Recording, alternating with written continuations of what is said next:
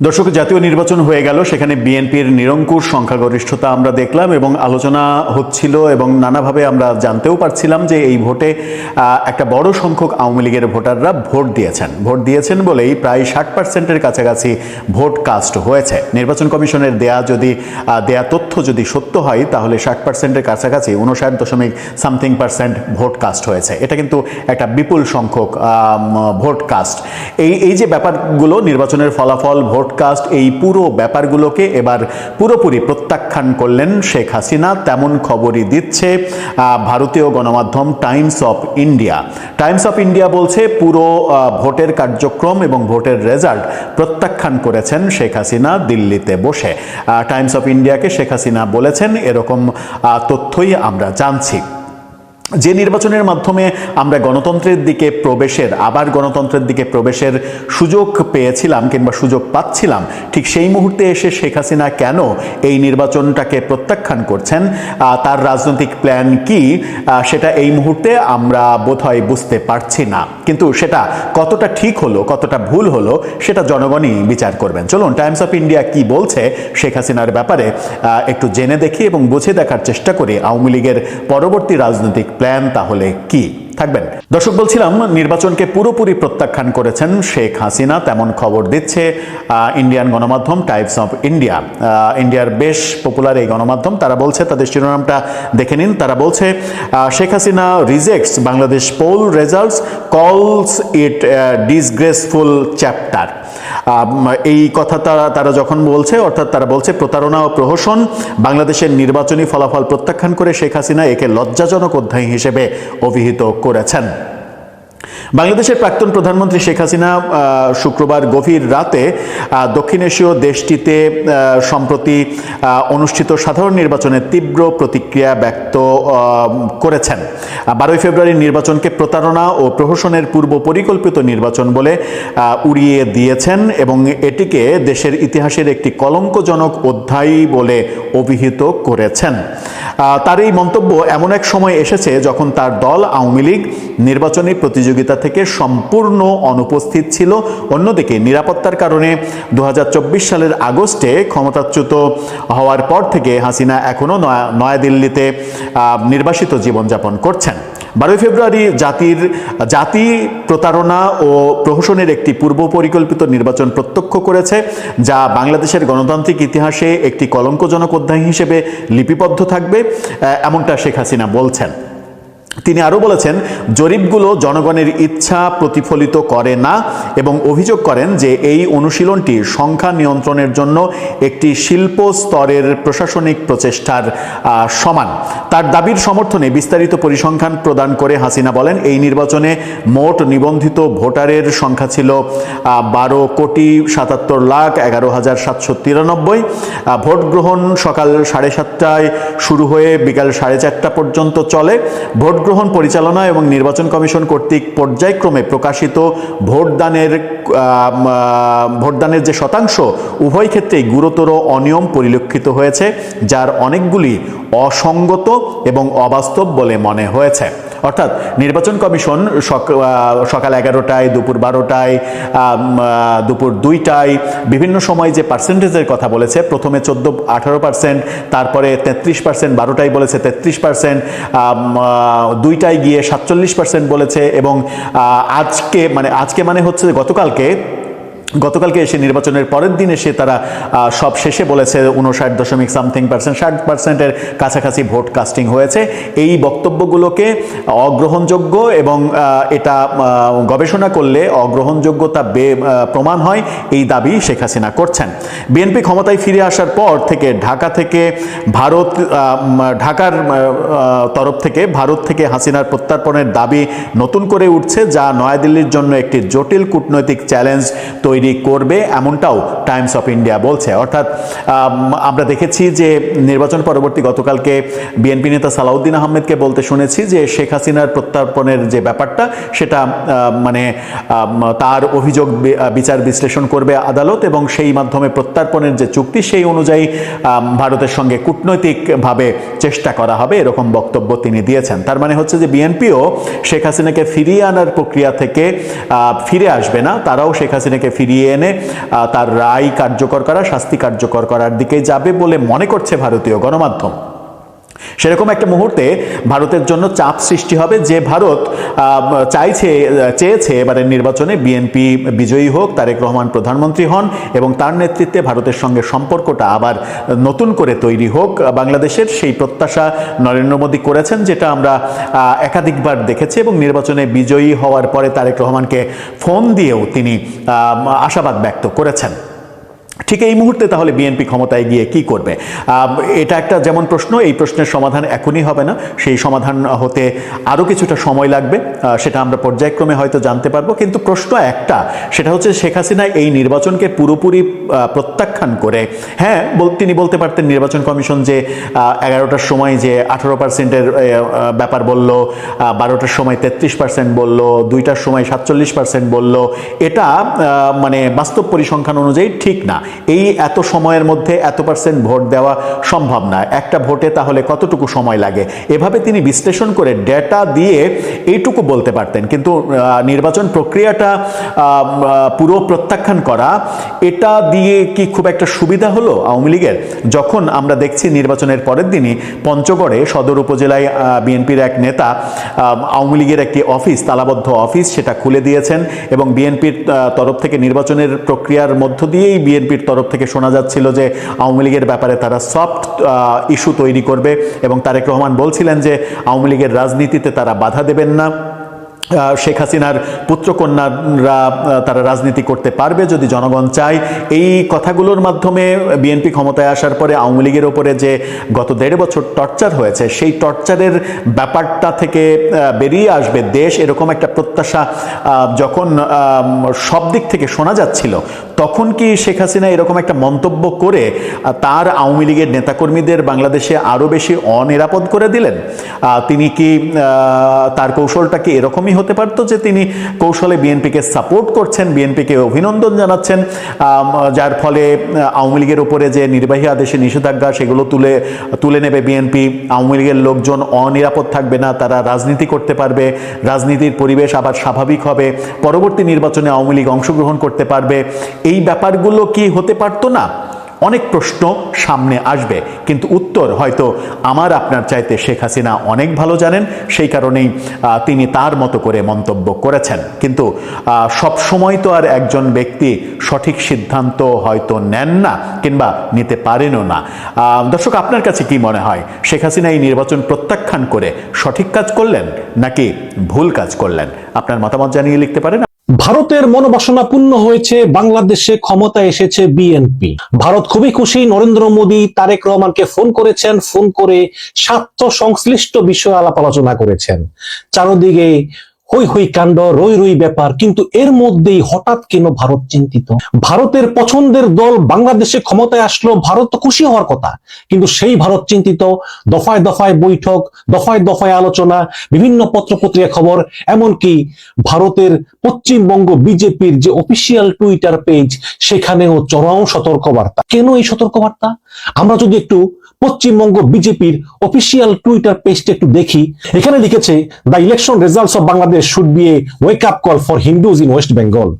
আমি একটু বাংলা তর্জমাটা পড়ে শোনাই। এখানে লিখেছে, বাংলাদেশের নির্বাচনী ফলাফল ভারতের পশ্চিমবঙ্গের হিন্দুদের জন্য একটি সতর্ক সংকেত হওয়া উচিত, বিশেষ করে যেহেতু মমতা বন্দ্যোপাধ্যায় প্রশাসন সীমান্ত পেরিয়ে বাংলাদেশ থেকে ব্যাপক অবৈধ অনুপ্রবেশকে উৎসাহিত করেছে, সহায়তা করেছে। বাংলাদেশের সাতক্ষীরা থেকে রংপুর পর্যন্ত পশ্চিমবঙ্গ এবং আসামের দিকে মুখ করে থাকা বাংলাদেশের যে অঞ্চলগুলো আছে, এই সব অঞ্চলগুলোর ক্ষমতায় চলে এসেছে জামায়াত। সবগুলো আসনে জামায়াত নির্বাচিত হয়েছে। ভারত সংলগ্ন বেশ কয়েকটি জেলায় জামাত সমর্থিত বা ইসলামপন্থী শক্তিগুলো শক্তিশালীভাবে কাজ করতেছে।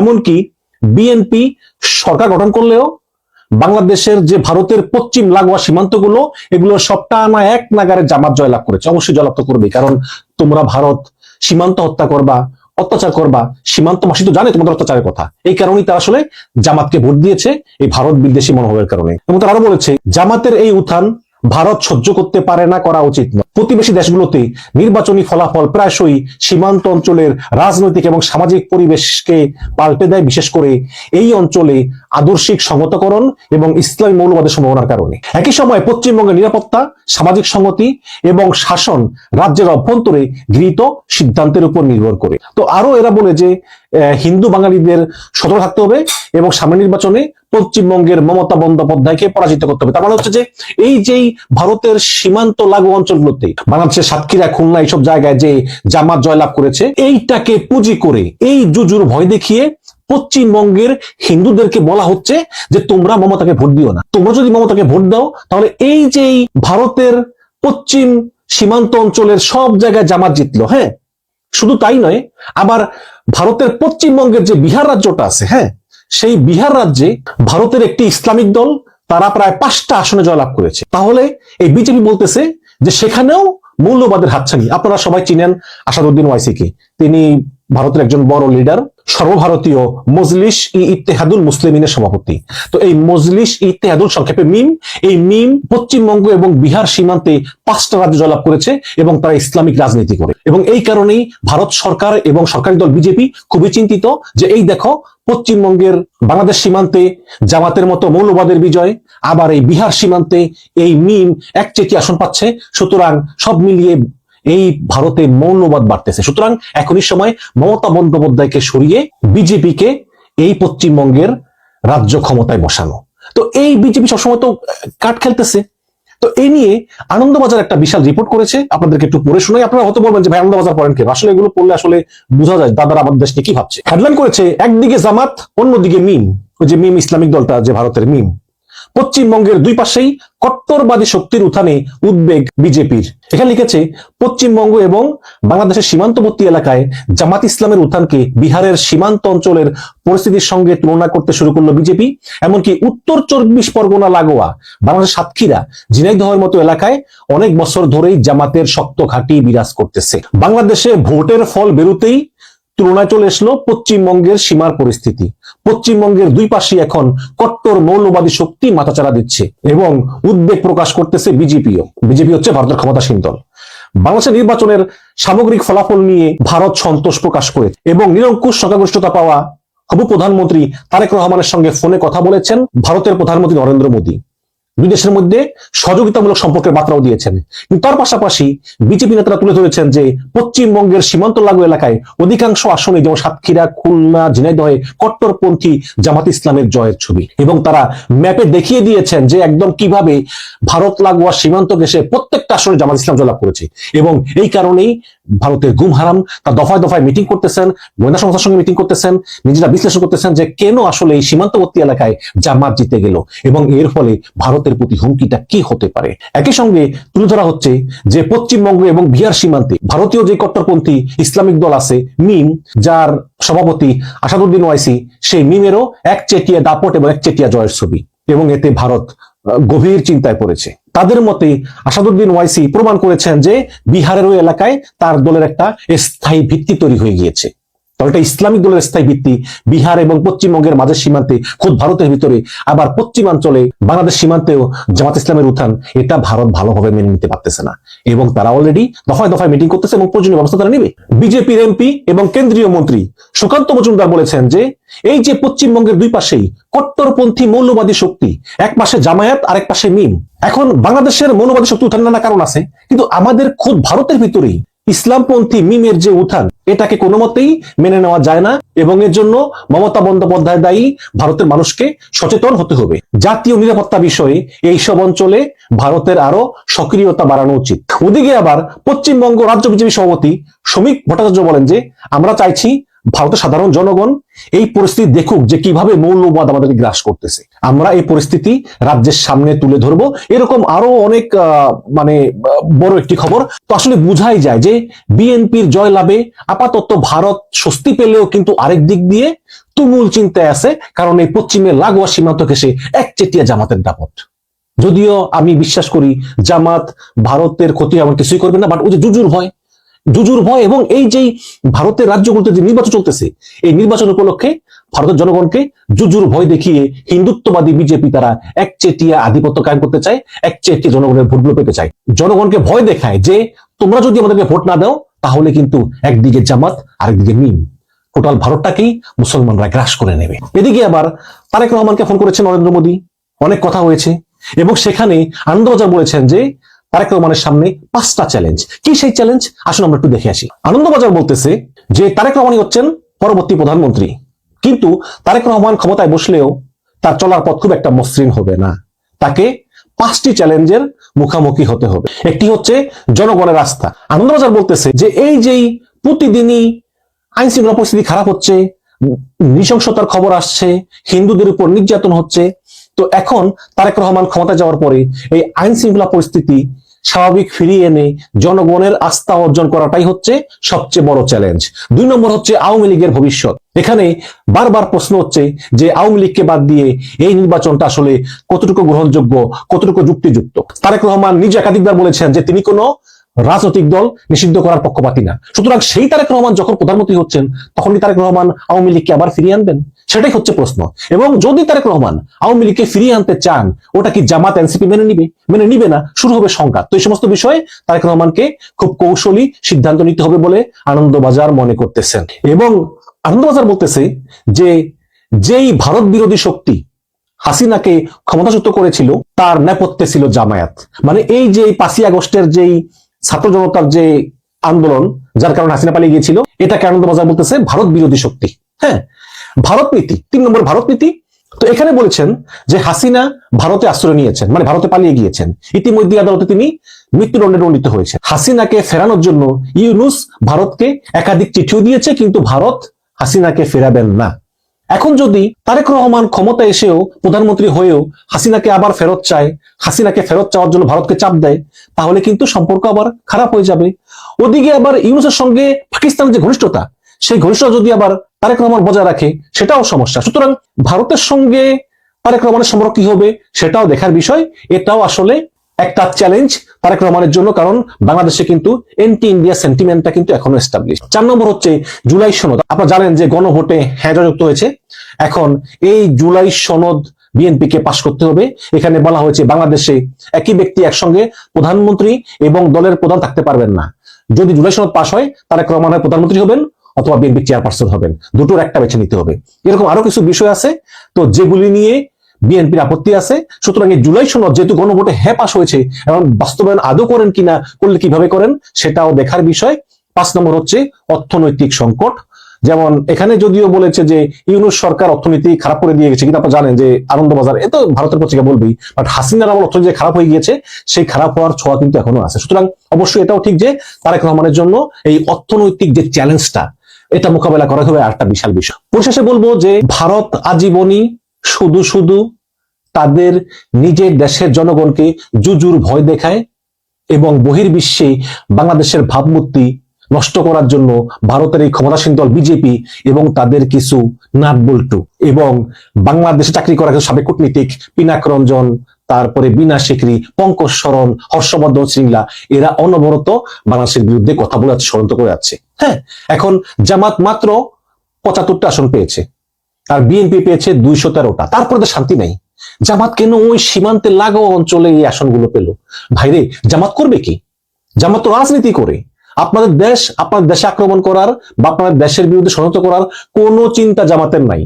আর যদি প্রমাণ থাকে, প্রমাণ সহ হাজির করেন, অবশ্যই বাংলাদেশ সরকার এটার ব্যবস্থা নিবে, তাই না? শুধু এভাবে এই পশ্চিমবঙ্গের রাজ্যসভা নির্বাচনকে কেন্দ্র করে শুধু পশ্চিমবঙ্গের জনগণকে জুজুর ভয় দেখানো হচ্ছে।